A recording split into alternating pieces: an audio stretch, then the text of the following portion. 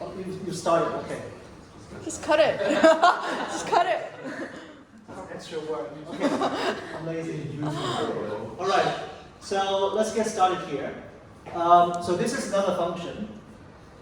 And let's revise what we've learned about functions, right? So starting from exponential function, we actually have three kinds of transformations here.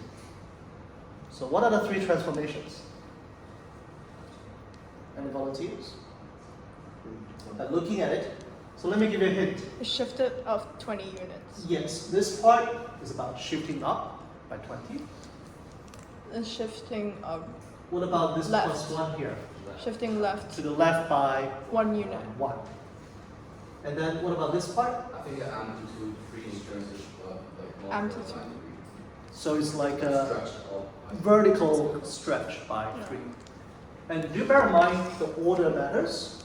So if I want to take this opportunity to review transformational functions, the order will be to the left by 1, vertically stretched by a factor of 3, and lastly, shift up the whole thing by 20. Okay? So just keep that in mind. I just want to take this opportunity to revise that. Okay, now let's come back to the goal. We want to have a rough sketch of this. What shall we do? Similar to the previous video, we talked about how to find out some key features of an exponential function. Now, this is a more complicated one. Let's take a look at what we have here.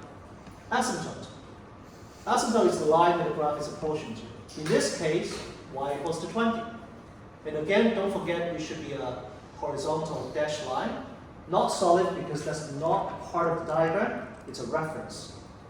X-intercept, by definition, is the value of, we want to find out the value of y when x equals to 0. Oh, sorry, that's a mistake, it should be y-intercept. So when the value of y when x equals 0. If you put it back in there, when x equals 0, so it's 3 times 10 to the power of 1, that's 30 plus 20, 50. So we know the y-intercept. We want to get some other reference. Do bear in mind, these 2 points here are just for us to get an idea. So when x equals to 1 is 320. When x equals to negative 1 is 23. We also know that the base is bigger than 1, so it's an increasing function. Based on this, we can come up with a general strategy. Knowing that we don't have any point below the x-axis, so you can sort of choose a better window from the start. We try to cut, we try to minimize the part that's below the x-axis because you don't have any diagram there, right? So this is x. We know the y, the asymptote, the horizontal one is y equals to 20. So a reasonable scale could be 20, right? So it could be 20, 40. You don't want to choose 1 as the vertical scale because the diagram will be too high. So this is the y, all right? So that is the horizontal asymptote, y equals to 20. Okay, and the y-intercept is 0, 50. So we know that the diagram will go across this point, which is 0, 50. That's the y-intercept. And we have to pick another point. Well, this seems to be too big. Let's pick that one. When x equals negative 1, y equals 23. So in this case, you have to bear in mind it doesn't have to be exactly accurate. You can put negative 1 here and put a 23 there. That will be a pretty good indicator of the diagram. So we have a point here, which is negative 1, 23. Okay. So now we do have 2 points on the curve.